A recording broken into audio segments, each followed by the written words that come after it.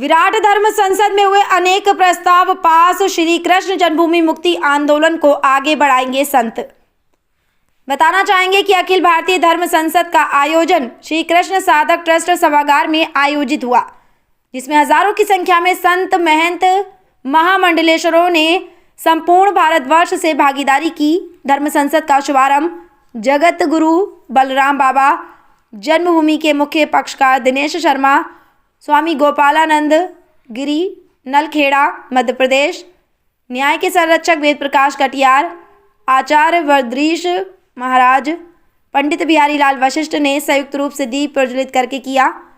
धर्म संसद को संबोधित करते हुए धर्म संसद में हजारों की संख्या में पधारे प्रतिनिधियों के मध्य 7 प्रस्ताव पास किए गए, जिसमें श्री कृष्ण जन्मभूमि की लड़ाई को मजबूत करना, गौमाता को राष्ट्रमाता घोषित करना, वक्फ बोर्ड को समाप्त करना, ब्रज क्षेत्र में अंडा मांस शराब पर प्रतिबंध लगाना, धर्मांतरण नियंत्रण कानून बने, मुस्लिम नेताओं द्वारा कट्टरता फैलाने पर दिनेश शर्मा द्वारा जवाब देने पर जान की सुरक्षा की मांग, पीपा द्वारा आचार्य स्वामी बलराम देवाचार्य महाराज ने कहा कि हमें हर हालत में कृष्ण जन्मभूमि चाहिए, चाहे सरकार संसद में कानून बनाकर मुक्त करे।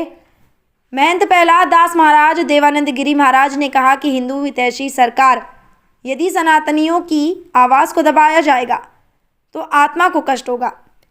हरिदास पीठाधीश्वर स्वामी राधा प्रसाद देव महाराज ने कहा कि हम कभी भी आक्रामक नहीं रहे, हिंदू धर्म हमेशा न्याय और शांति प्रिय रहा है। महंत मुनि राज महाराज महेंद्र स्वामी परमेश्वर दास त्यागी महाराज एवं बिहारी लाल वशिष्ठ ने कहा कि धर्म की स्थापना के लिए हिंदुओं को एक होना होगा, हमें न्याय विरोधी सरकार नहीं चाहिए। वर्तमान सरकार जो कार्य कर रही है वह इस कार्य से संतुष्ट है, परंतु धर्म की आवाज़ दबनी नहीं चाहिए। जन्मभूमि के पक्षकार दिनेश शर्मा ने कहा कि यदि संप्रदाय जाति में बंट जाएंगे तो सनातन संस्कृति का रक्षक कोई नहीं होगा, इसलिए हमें एकजुट रहकर न्यायालय में अपना पक्ष रखना है और सभी संत गवाही को लेकर तैयार रहें। निश्चित ही धर्म की विजय होगी। विधर्मियों द्वारा बनाई गई स्मारक का नामो निशान नहीं रहेगा। धर्म संसद का संचालन आचार्य बद्रीश महाराज ने किया। आज वृंदावन में विशाल धर्म संसद का आयोजन किया गया है। उसमें देश विदेश से सभी संत भगवान पधारे हैं और सभी ने 6 प्रस्तावों को ध्वनि मत से पारित कर दिया है। प्रथम प्रस्ताव में श्री कृष्ण जन्म स्थान मंदिर के बगल में जो औरंगजेब द्वारा बनाया गया विवादित ढांचा है, उसमें नमाज नहीं करने का प्रस्ताव पास किया गया। द्वितीय प्रस्ताव में जनसंख्या नियंत्रण कानून का प्रस्ताव पास हुआ। तृतीय प्रस्ताव में मानसरोवर यात्रा को पुनः चालू करने और चौथे प्रस्ताव में गौ माता को राष्ट्रीय गौ माता का दर्जा देने के लिए प्रस्ताव पास हुआ। 5वें प्रस्ताव में मानसरोवर यात्रा को पुनः चालू करने का प्रस्ताव पास हुआ तथा 6वें प्रस्ताव में जो श्री कृष्ण जन्मभूमि मंदिर का केस लड़ रहे हैं उनकी सुरक्षा के लिए प्रस्ताव पास हुआ।